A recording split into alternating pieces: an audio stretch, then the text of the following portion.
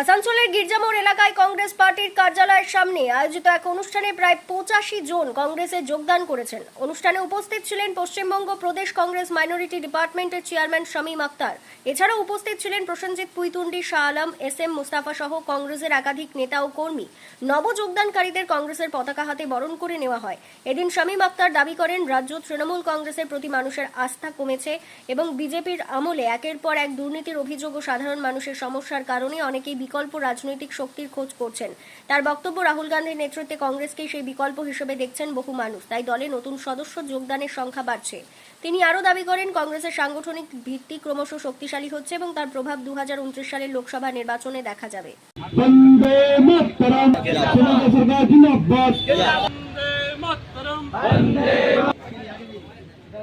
Minority Congress के chairman आजाद को वंदे मातरम, राहुल गांधी धर्म वंदे मातरम,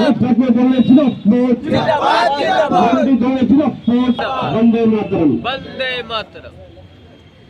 आजाद राशिद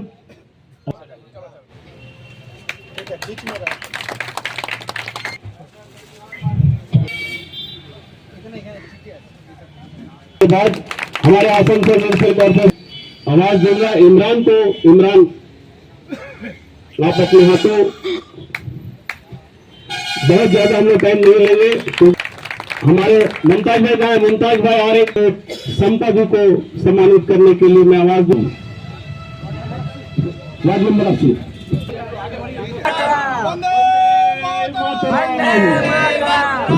लड़ाई झगड़ा करने वाले, मारपीट करने वाले पार्टी में से नहीं है। आप देख रहे हैं कि बंगाल का हालात 4 मई के बाद से किस तरीके से कितने लोग घर छोड़कर भाग चुके हैं, घर छोड़ दिया गया है, किस तरीके से मारपीट, लड़ाई झगड़ा किया जा रहा है।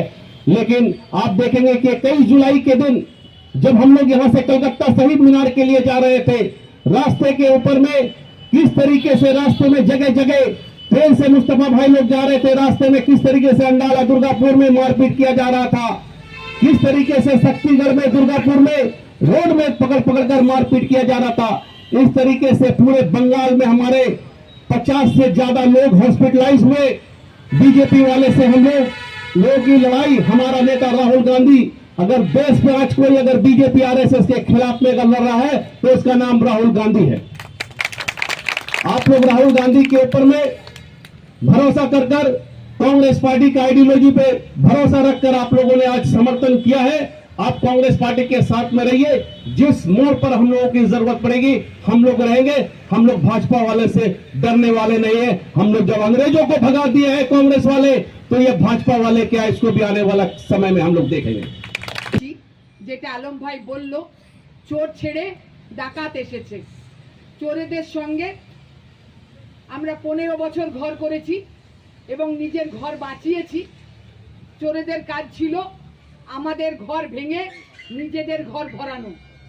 সেই দলকে যখন আমরা পশ্চিমবঙ্গ থেকে সরাতে পেরেছি, আমরা যে ডাকাত দল এসেছে তাদেরকেও সরাতে পারবো।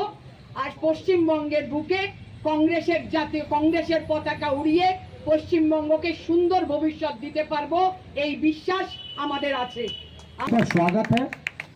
और आने वाला दिन में जैसा हम लोगों को ऊपर से हिदायत मिलेगा रोड पे लड़ाई लड़ने के लिए, तो हम लोग चूंकि 3 महीना होने को है और मगरबी बंगाल में इलेक्शन के वक्त जो वादा वादी हुआ था वो तमाम प्रकल्प, जिसको हम लोग बोलते हैं धारावाहिक, जो एजेंडा में बीजेपी ने एनाउंसमेंट किया था सरकार बन जाने के बाद, ये सरकार कहीं न कहीं जो पिछले जो सरकार थी, जो कटमली का सरकार था जिसको मगरबी बंगाल ने खारिज किया है, वो जो चोरों की सरकार थी जिसको हटाया गया है, अब एक डकैत वाली सरकार आ गई है।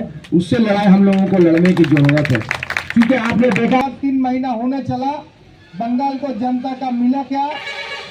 जहां भी जाइएगा खाली चारों तरफ ठगी हुआ है। कौन चीज में ठगी?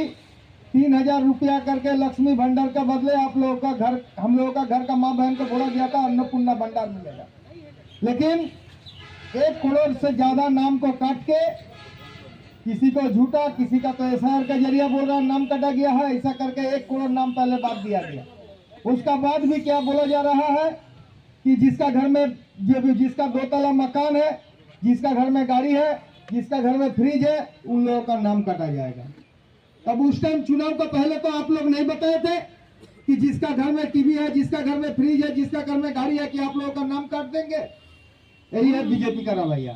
बिहार में भी चुनाव का पहले ठीक ऐसे ही 10,000 करके देके जिन लोगों ने पैसा वापस करने नहीं सका, उन लोगों का घर में बुलडोजर चलाया दिया गया था।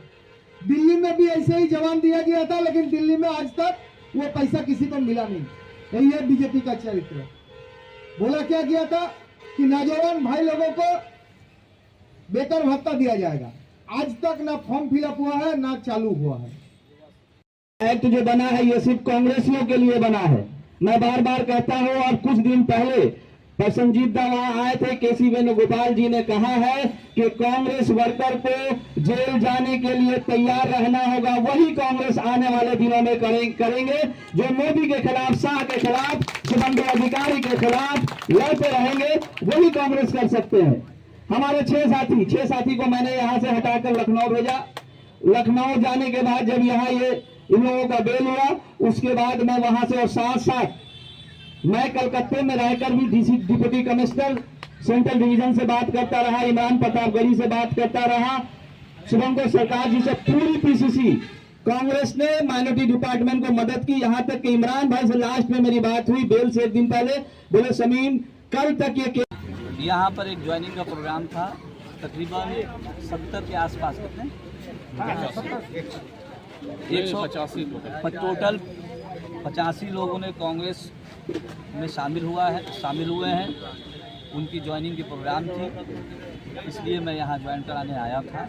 जिस तरह से पूरे बंगाल में 4 मई के बाद से तृणमूल जो पार्टी थी वो एक इतिहास बन गई है, और तमाम लोग जो बीजेपी से लड़ना चाहते हैं, जिस तरह से पेपर लीक मामला हुआ, घोटाला हुआ,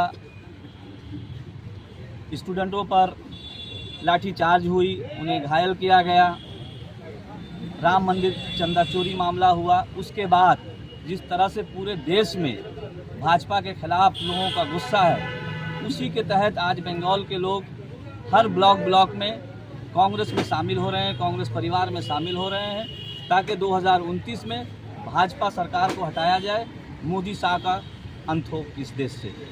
अंत मतलब इस देश के प्रधानमंत्री से, जिन्होंने कहा था कि मैं झोला लेकर चल दूंगा। ये झोला लेकर चलने का वक्त उनका आ चुका है।